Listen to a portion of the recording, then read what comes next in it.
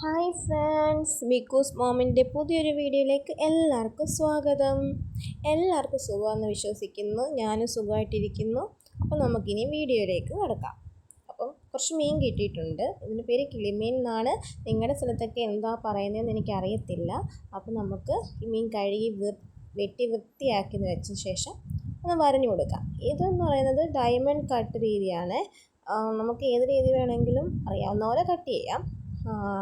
Cut ചെയ്ത് വൃത്തിയായതിനു ശേഷം നമുക്ക് കുറച്ച് കൊച്ചുള്ളി, വെളുത്തുള്ളി, 3 പച്ചമുളക്, കുറച്ച് കറിവേപ്പില ഇതെല്ലാം കൂടെ മിക്സിയുടെ ജാറിലിട്ടിട്ട് കുറച്ച് ഓയിലൂടെ ഒഴിച്ച് കൊടുക്കണേ. കുറച്ച് ഓയിലൂടെ ഒഴിച്ച് കൊടുത്തിട്ട് ഒന്ന് ഗ്രൈൻഡ് ചെയ്തെടുക്കാം.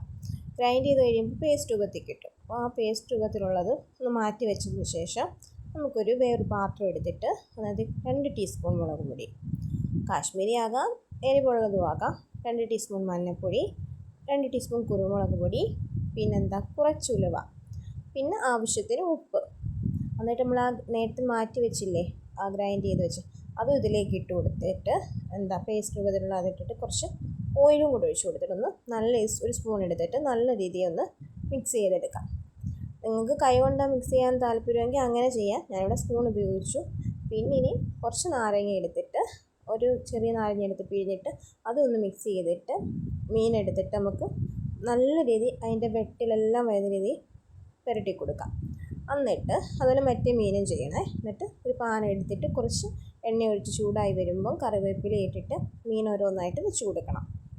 അങ്ങനെ മീൻ വെച്ച് കൊടുത്ത് കഴിയുമ്പോൾ ഒരു ഭാഗം ഒന്ന് വേകുമല്ലോ. എന്നിട്ട് അതൊന്ന് വെന്ത് വരുമ്പോഴത്തേക്ക് തിരിച്ചിട്ട് കൊടുക്കണം. തിരിച്ചിട്ട് കഴിയുമ്പോൾ അപ്പുറത്തെ ഭാഗം നല്ല രീതിയിൽ ആ എണ്ണയിൽ കിടന്ന് പൊരിയും.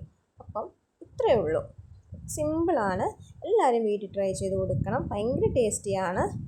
ആരും അഭിപ്രായം പറയാനും മറക്കല്ലേ. അതുപോലെ തന്നെ ലൈക്ക് ചെയ്യണം, ഷെയർ ചെയ്യണം, സബ്സ്ക്രൈബ് ചെയ്യണം. ഇനി ഒരു പുതിയൊരു വീഡിയോ ആയിട്ട് വരുന്ന നമ്മുടെ tata bye bye, see U.